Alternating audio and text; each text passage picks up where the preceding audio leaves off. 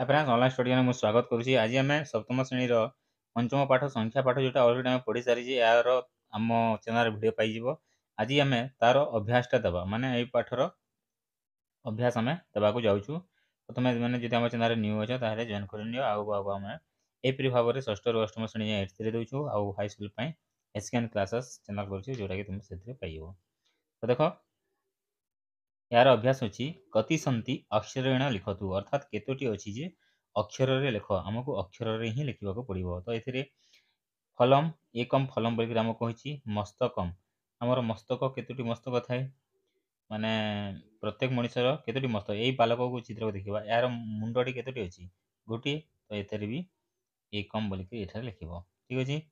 2 number कौन desk फले अच्छी जेहेतु फले अच्छी यहाँ अलरेडी यहपरी भाव में तुम्हें 2 फले लिख मुझे लिखुची तुम्हें मैंने से लिखला बेले सुविधा हे तुम्हें मैंने ओडिया लिखले भी चलो ओडिया ही लिख। तापर देख डेस्क पुस्तकानी अच्छी ये तुम्हें 3 पुस्तकानी लिख। अंगुलय केतोटी अंगुली थाई 5टी अंगुली थाई ये आम पंच अंगुलय करवा कौटा यही नंबर 4 नंबर 9 नंबर यहाँ कौन अच्छी यहाँ संख्या के 9 देसी आम कौन कह नव नव ग्रहा कहवा यहाँ कौन 7 देसी तो ये सप्त सप्त दिवस करवा। तापर ये कौन देसी 32 देसी तो ये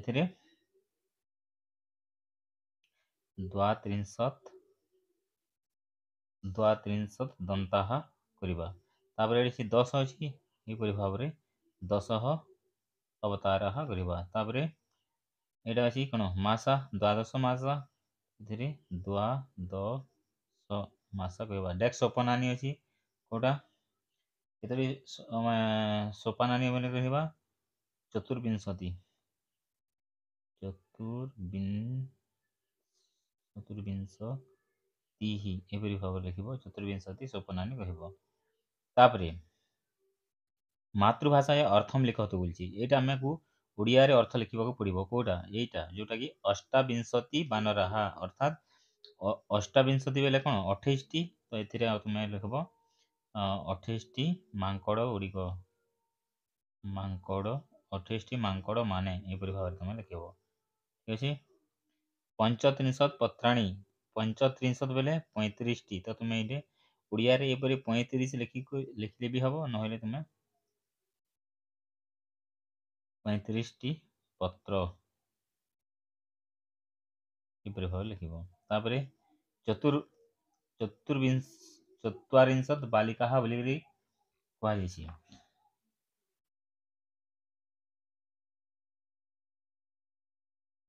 44 बालिका बोले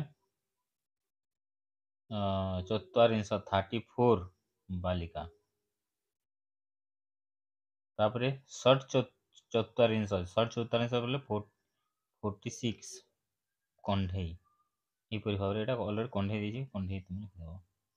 तापर अच्छी 52 अर्थात 52 स्तंभ यहपरी भाव में तुम कर। तापर यहाँ देखिए आमको अंके न लिखतु अर्थात अंक लिखा एकादश एकादश को आम अंक लिखिले किपरि हम तुम जो एपरी कर तो ठीक है एपरी तुम अंक 1 1 कर ना प्राय एपरी भाव में तुमको 1 लिखे आउ 9 को एपरी लिखे तो यहाँ 1 1 गला। एकादश मैंने 1 1 अष्टादश बोले 1 8 विंशति माने यहाँ जी विंशति को आम जा 2 0 चतुर्विंशति बेले 2 4 एपरी लिखा सप्तविंशति बेले 2 7 एपरी लिखा 3 चत्वारिंशत बेले 4 3 लिखा 9 चत्वारिंशत बेले 4 आउ 9 लिखा 51 बेले यहाँ 5 आउ 1 लिखा 62 बेले 62 को कौट लिखा यहपरी भाव में 6 आउ 2 बेले 2 67 बेले यहपरी भाव में तुम 6 आउ 7 यहपरी भाव में तुम अंकर से लिखिदेव। तापर अच्छी यहाँ को ए रूम मारवा कष्ट अष्टादश अष्टादश मैंने 18 कौटा यहाँ द्वाविंशति बेले यहाँ त्रयत्रिंशत बेले कौटा